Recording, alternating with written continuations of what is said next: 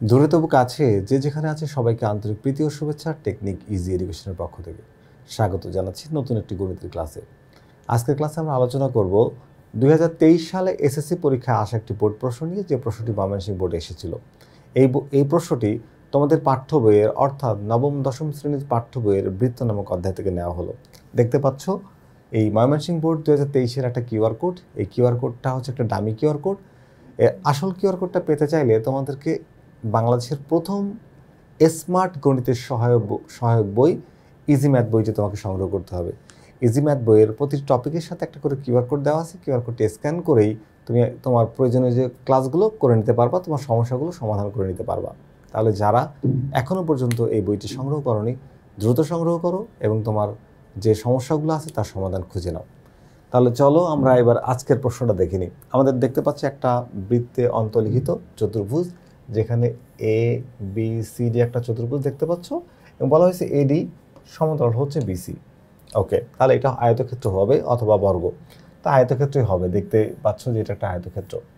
ওকে, তাহলে এইটা হচ্ছে একটা বৃত্তের পরিধি দেওয়া আছে। তাহলে ক্ষেত্রফল নির্ণয় করতে বলা হয়েছে। তারপরে বলা হয়েছে প্রমাণ করো যে এ বি সমান হচ্ছে CD, A B R CD সমান। এরপরে বলা হয়েছে কোন এডিবি, কোন এডিবি এই কোনটা, এই যে এটা। তারপরে বলা হয়েছে কোন বিডিসি, বিডিসি হচ্ছে এই কোনটা।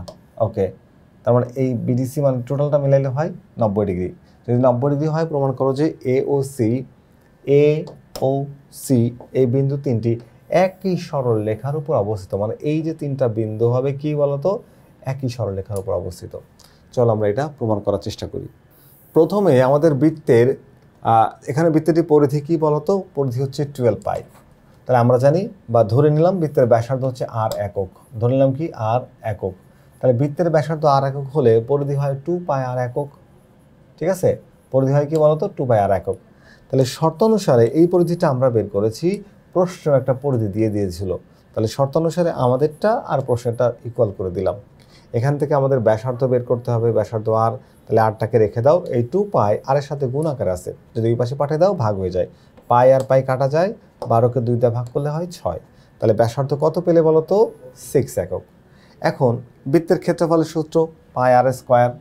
বৃত্তের ক্ষেত্রফল কি পাই আর স্কোয়ার সমান সমান পাই আর আর এর মান কত, আর এর মান হচ্ছে 6 স্কোয়ার।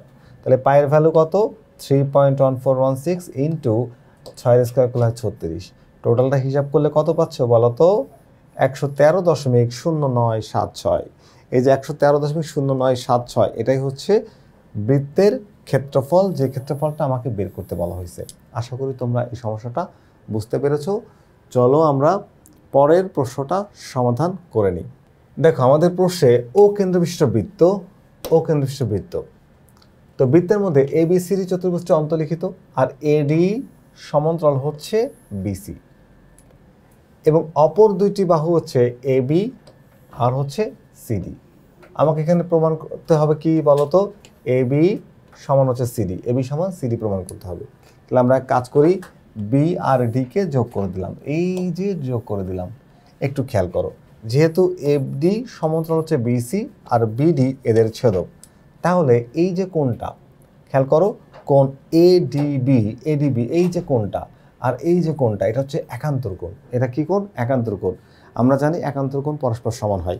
তাহলে এই দুইটা ত্রিভুজ দেখো নিয়ে যদি আমরা একটু কাজ করতে চাই, একটু খেয়াল করে দেখো যে এই দুইটা কোণ হচ্ছে একান্তর কোণ, এবং একটু যদি মনোযোগ দাও তাহলে বুঝবা যে এই দুইটা কোণ কিন্তু বৃত্তস্থ কোণ। দেখো কোণ এ ডিবি এবি চাপের উপর দণ্ডায়মান বৃত্তস্থ কোণ, আর কোণ ডিবিসি এই ডিবিসি এটা হচ্ছে সিডি চাপের উপর দণ্ডায়মান বৃত্তস্থ কোণ। তাহলে এবি চাপের উপর দণ্ডায়মান বৃত্তস্থ কোণ হচ্ছে এডিবি, যা এবং সিডি চাপের উপর দণ্ডায়মান বৃত্তস্থ কোণ সিবিডি।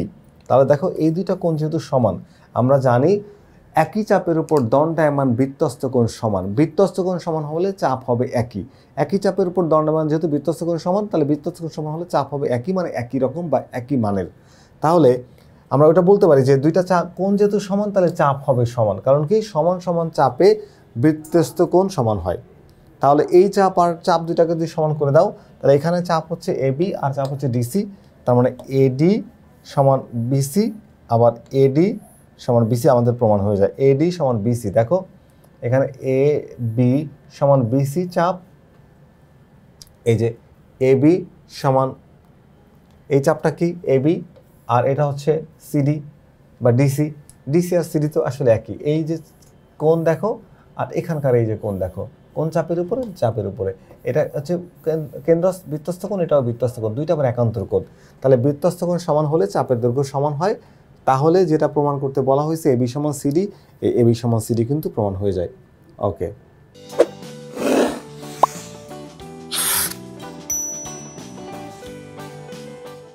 তাহলে দেখো এই বৃত্তস্থ কোণ যেহেতু সমান, তাহলে আমাদের চাপও সমান হবে এবি সমান ডিসি। তাহলে এখানে এবি সমান ডিসি বা সিডি বলতে পারো। সুতরাং এবি সমান হচ্ছে সিডি, আমাদের এটাই প্রমাণ করতে বলা হয়েছিল, প্রমাণ হয়ে গেছে। তার মানে বৃত্তস্থ কোণ সমান হলে চাপের দৈর্ঘ্য সমান হয়। ওকে, আমাদের নেক্সট কোশ্চেন আমরা যাব। আমাদের পরবর্তী প্রশ্নে বলা হয়েছে কি, যে দেওয়া আছে, কি দেওয়া আছে বলো তো, যে ও কেন্দ্র বিশিষ্ট বৃত্তে দেওয়া আছে কি বলো তো, যে ও কেন্দ্রবিশিষ্ট বৃত্তে এবিসির একটু অন্তর্লিখিত চতুর্ভুজ, এই যে সে অন্তর্লিখিত চতুর্ভুজ এবিসিডি। তো এই অন্তর্লিখিত চতুর্ভুজে আর ও হচ্ছে বৃত্তের কেন্দ্র, তাহলে বিডি যোগ করে দাও, এ বিডি যোগ করে দিলাম। তারপরে কোণ এডিবি, কোণ এডিবি প্লাস কোণ বিডিসি সমান 90 ডিগ্রি কোশ্চেনে দেওয়া ছিল। প্রমাণ করতে হবে কি?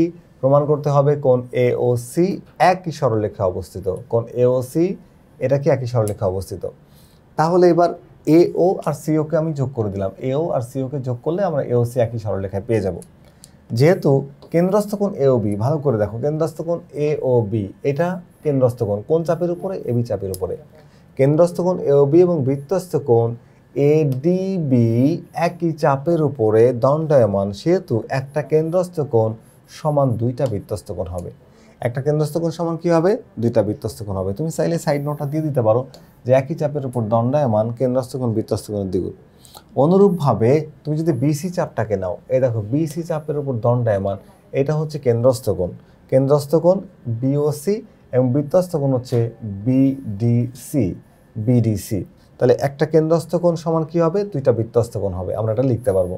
তাহলে এই হচ্ছে আমাদের প্রথম সমীকরণ 1, আর এই হলো মনে করো সমীকরণ 2। আমরা এখন কি করব? এই সমীকরণ 2টাকে একটু যোগ করে দিব। দেখো সমীকরণ 1-এর বাম পক্ষ এই যে বাম পক্ষে, আর সমীকরণ 2-এর বাম পক্ষ এই যে বাম পক্ষে। সমীকরণ 1-এর ডান পক্ষ আর 2-এর ডান পক্ষ, 2 আর 2 2 কমন নিয়ে একবারে লিখে দিতে পারবো। তো আমরা এটাকে একবারে লিখেই দিলাম। এবার মনে করো যে এখানে এওবি প্লাস বিওসি সমান 2 কোণ, এই 2টাকে কমন নিলে আমরা এডিবি প্লাস বিডিসি এই কোণটার মান দেওয়া আছে, তাহলে এটাকে লিখলাম 90 ডিগ্রি। তাহলে 2 × 90 কত হলো? 180। তার মানে কোণ এওবি প্লাস কোণ বিওসির মান হচ্ছে এক সরল কোণ বা 180 ডিগ্রি। তাহলে এক সরল কোণ। একটু খেয়াল করে দেখো তাহলে, এওবি ও বিওসি, এওবি আর হচ্ছে বিওসি, তার মানে এ বি সি। এই এওবি প্লাস বিওসি দেখো, এওবি প্লাস বিওসি এটা কি হয়ে যায়? সরল রেখা হয়ে যায়। এই অংশটা আর এই অংশটা যোগ করলে কি হয়ে যায়? সরল রেখা। তাহলে এটা একটা কি হয় বলো তো? সরল কোণ। তাহলে এই দুইটা কোণ যেহেতু সন্নিহিত কোণ বা সরল কোণ বা সরল রেখা, তাহলে এই তিনটা বিন্দু একই সরল রেখায় অবস্থিত। আর একটু সহজ করে বলি বা বুঝাই, দেখো তোমার এই যে কোণটা, চিত্র থেকে একটু দেখি, দেখো এই যে কোণটা এওবি যে চাপের উপর দাঁড়ানো, এডিবি সেই চাপের উপর দাঁড়ানো।